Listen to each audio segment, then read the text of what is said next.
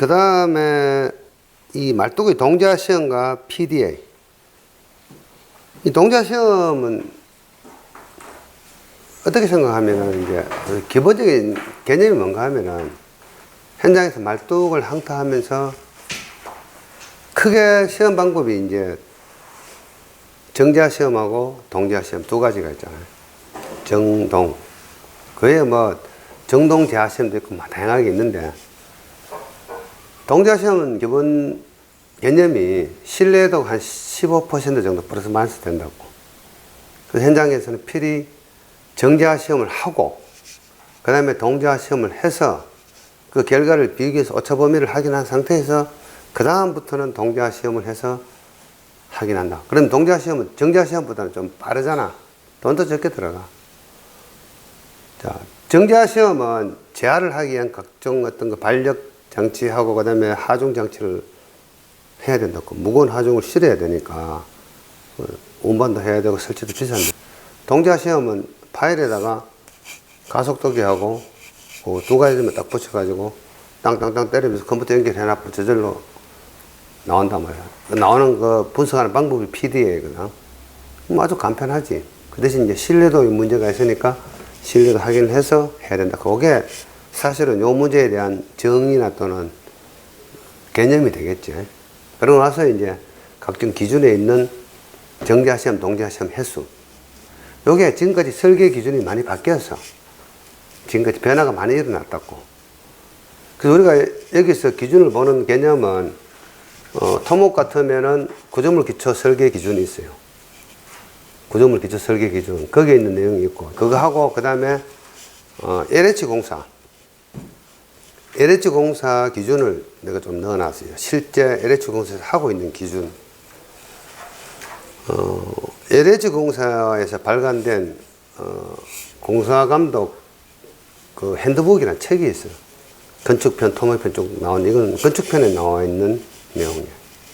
지금 이 사진들은 실제 내가 순천에 현장에 있을 때 내가 감리하면서 찍어놓던 사진들을 넣어놨어요. 교재도 넣어놨고. 그래서 쭉 넘겨보면은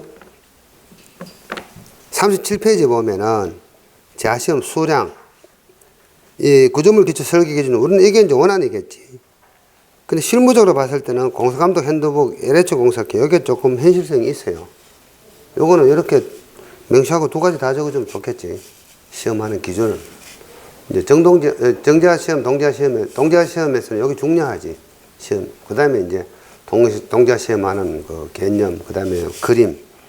36페이지 보면은, 가속도기하고 변육률계, 말뚝에 양쪽 다 붙여요. 붙여놓고, 요 PDA 분석기에다 딱 연결해가지고, 여기서 이제 항타를 빵빵빵 때린다고. 때리면은 기록이 되거든. 그걸 가지고 이제 보고서가 나오게 되겠지. 그런 개념으로 적어주면 되고, 공부할 때는 이제 좀 다양하게 길게 좀 해놔야 돼요. 여기 있는 작은 아이템들이 골라가지고 2, 3, 4개씩 나올 수도 있다고. 그런 개념이고, 그 다음에 41쪽에 가면은, 4번 문제, 준설 매립선의 종류 및 특징. 이건 자주 나오는 거야. 항만에서. 나중에 항만에서 우리 공부해요. 요거는. 준설 매립선. 그 다음에 철근의 부착 강도. 요게 좀 골 때리지. 고전 문제인데 쓰기가 쉽지 않아. 막상 나오면은. 자주 나온 건데. 여기서 우리가 개념을 잡아야 될 게 WSD하고 USD가 있다고. 허용능 설계법하고 극한강 설계법. 요즘 극한강이라는 말을 안 쓰고 그냥 강도 설계법. 김박사는 그렇게 이야기하죠. 극한강이라는 말을 안 쓰지. 강도 설계법. 우리 학교 다닐 때는 극한강 설계법이라고 공부를 했어요. 지금은 강도 설계법. 이렇게 이야기하는 거예요. 강도 설계법. 그래서 이제 원래 기본 개념은 정착 부착에서 나온 건데 지금 강도 설계법에서는 매입 길이 LD로 계산을 한단 말이에요. LD. 그 개념이 요 문제에 대한 핵심이라고. 부착 강도에 대한 기본 개념. 물론 부착 강도에 대한 어떤 그 이론적인 개념이 있고 실제 이제 우리가 요즘은 과거에는 콘크리트 표준 시방서에 이것들이 다 나왔는데 요즘은 뭐야? 콘크리트 구조 기준이라고 있다고. 우리 공부할 때는 철근 구조 세목 이렇게 공부를 했는데 요즘 그런 용어를 안 쓰더라고. 그래서 콘크리트 구조 기준에 보면은 여기에 대한 내용들이 좀 디테일하게 나온다고요. 그래서 콘크리트 구조 기준 다운받아가지고 한번 쭉 읽어볼 필요가 있어요. 읽어보고 이 내용을 보셔야 돼요. 이런 내용들은 뭐 그렇게 어려운 내용은 아니잖아요. 콘크리트 속에 철근이 박혀 있을 때 뽑혀져 나오지 않는 정도의 강도, 그게 부착 강도잖아요. 그런데 이제 자꾸 극한강이라는 이야기를 쓰네. 강도 설계법에서는 그 묻힘 길이로 한다. 그게 요 문제에 대한 핵심이라고. 내가 일부러 콘크리트 구조 기준 내용도 좀 넣어놨어요. 뒤에다가 좀 참고로 읽어보라고. 그 다음에 46쪽에 있는 거. 콘크리트 수화 수축. 요거는 뭐 기출 문제는 아닌데 과거에 자기 수축이라는 문제가 나온 적이 있어요. 자기 수축. 그래서 이 자기 수축은 수화 수축 속에 포함된 게 자기 수축이에요. 그래서 자기 수축이라는 문제가 나왔기 때문에 이런 문제 나왔을 때는 자기 수축 이야기를 적어줘도 크게 문제가 안 된다고.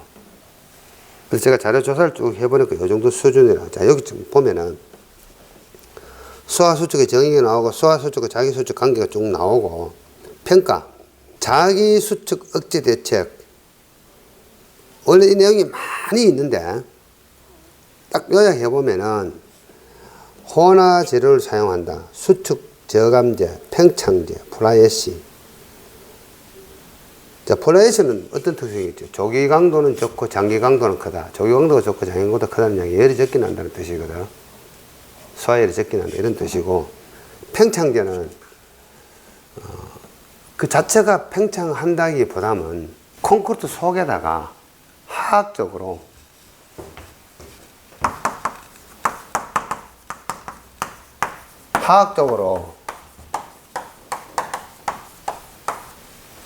화학적 프리스트레스를 도입하는 개념이 팽창제 개념이라고.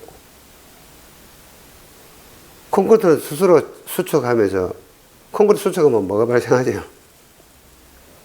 인장근육이 발생해요. 콘크리트 무더기 이렇게 있으면은 우리가 일반인들이 생각하면 수축하면 요거 이쁘게 이렇게 수축될 것 같잖아요. 수축한다 그러면은 이렇게 된다는 보장이 어디 있어? 수축하면은 이렇게 되겠지. 이렇게 수축하고 이렇게 수축하고 이 부분 어떻게 되겠어요? 찢어지잖아요. 찢어진다고. 우리가 그 캠핑 같은 거 가면은 이제 운동장 같은 데서 뭐 둥글게 하다가 3명 하면 3명씩 모이고 4명 하면 4명씩 모이잖아. 한 부득이 했다가 찢어지잖아. 3명, 4명은 수축 때문에 모였는데 그 경계 지점에서 어떻게 돼요? 균열이 발생을 한다고. 그래서 이게 균열이 발생해요. 인장균열이 발생해요. 그래서 우리가 그냥 수축하면은 균열 발생한다. 인장력이 발생한다. 이렇게 생각하는 게 제일 편해요. 그래서 화학적 프리스트를 도입하면은 뭐가 도입이 되냐 하면은